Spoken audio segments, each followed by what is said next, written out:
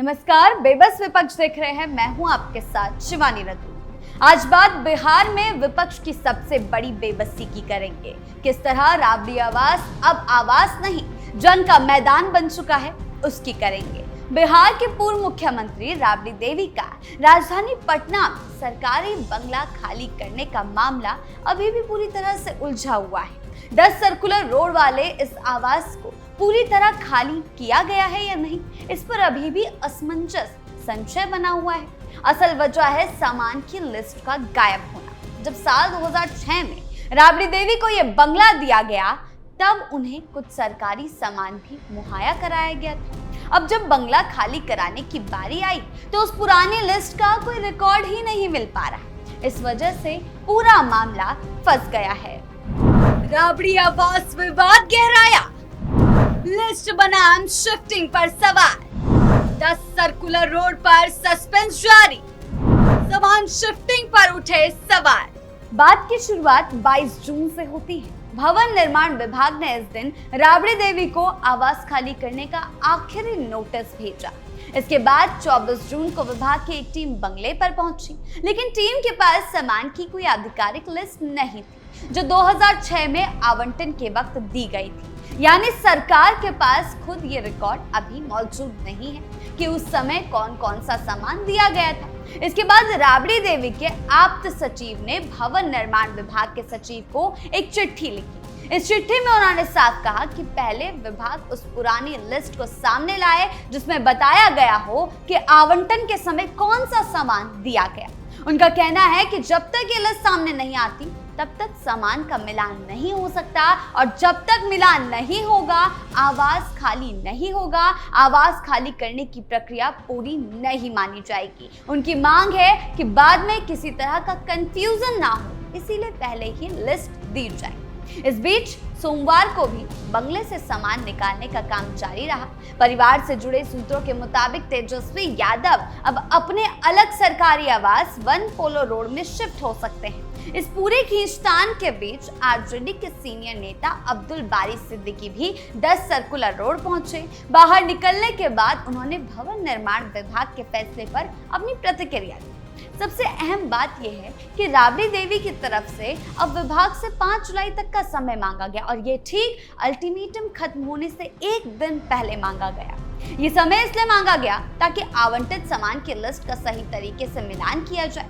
यानी अभी ये मामला अगले कुछ दिनों तक चला हुआ है, और देखना होगा कि भवन निर्माण विभाग इस मांग पर क्या रुख अपनाता है। लेकिन सवाल ये उठ रहा है कि आखिर एक तरफ राबड़ी देवी सामान की लिस्ट मांग रही, दूसरी तरफ सामान शिफ्टिंग जारी है, तो आप करना क्या चाहते हो?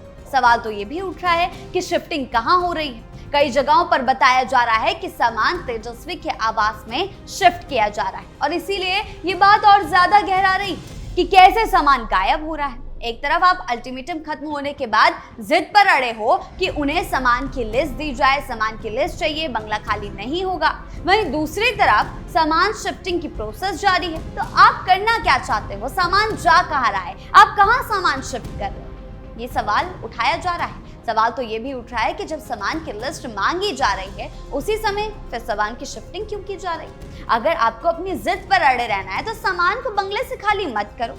इसी वजह से कई सवाल उठ रहे हैं, और लोग ये भी पूछ रहे हैं कि आखिर प्रक्रिया वास्तव में चल क्या रही है? राबड़ी देवी चाहती क्या है? क्या मामले को टालने की कोशिश की जा रही है? क्या मोहलत पे मोहलत मांगी जा रही है? क्या पहले सूची तैयार होगी या पहले सामान हटाया जाएगा? ये एक तरह से स्क्रिप्ट रची जा रही है।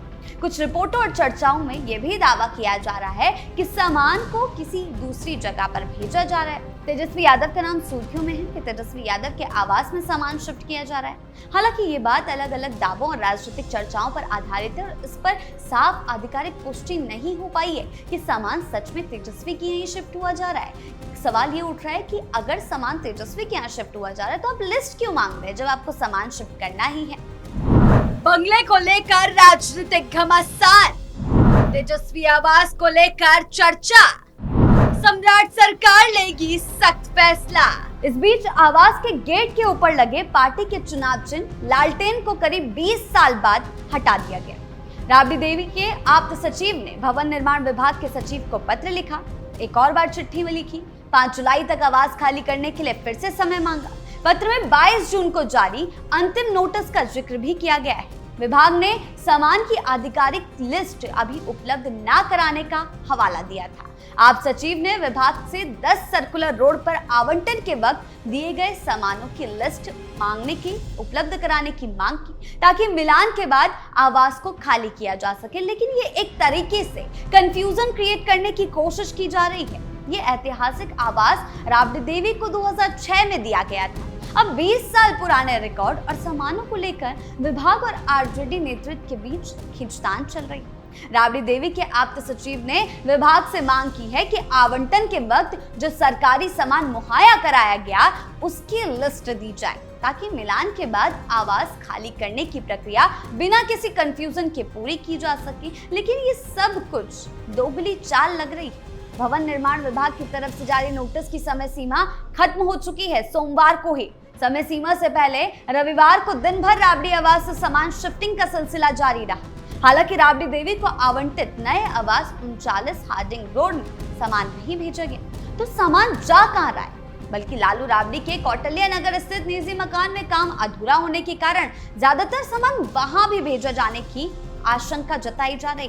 साथ ही कयास तो ये भी लगाए जा रहे हैं कि पूरा परिवार तेजस्वी यादव के एक पोलो रोड सरकारी आवास में शिफ्ट हो सकता है।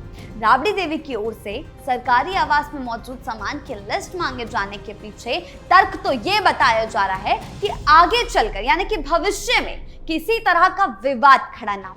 उनका कहना है कि अगर पहले ये साफ हो जाए कि सरकारी आवास में कौन कौन सा सामान मौजूद है, तो बाद में किसी चीज के, किसी वस्तु के गायब होने या नुकसान पहुंचाने का आरोप नहीं लगाया जा सकेगा। ये एक नैरेटिव सेट करने की कोशिश की जा रही है फिलहाल, और इसी वजह से वो पहले सामान की लिस्ट मांगने पर तुली हुई हैं, अल्टीमेटम दे रही हैं, 5 जुलाई तक की मोहलत मांग रही हैं। समर्थकों का कहना है कि ये एक सामान्य प्रशासनिक प्रक्रिया है जिससे पारदर्शिता बनी रहेगी, बाद में किसी गलतफहमी की गुंजाइश कम हो जाएगी। लेकिन अब इस मामले में एक दिलचस्प पहलू ये सामने आ रहा है कि राबड़ी देवी डर रही। इस पूरे मामले में उत्तर प्रदेश का वो चर्चित विवाद चर्चा में आ रहा है, जब समाजवादी पार्टी के प्रमुख अखिलेश यादव ने मुख्यमंत्री आवास खाली किया था। उस समय सरकारी आवास से टोटियां और अन्य फिटिंग्स हटाए जाने के आरोपों को लेकर बड़ा राजनीतिक घमासान देखने को मिला था।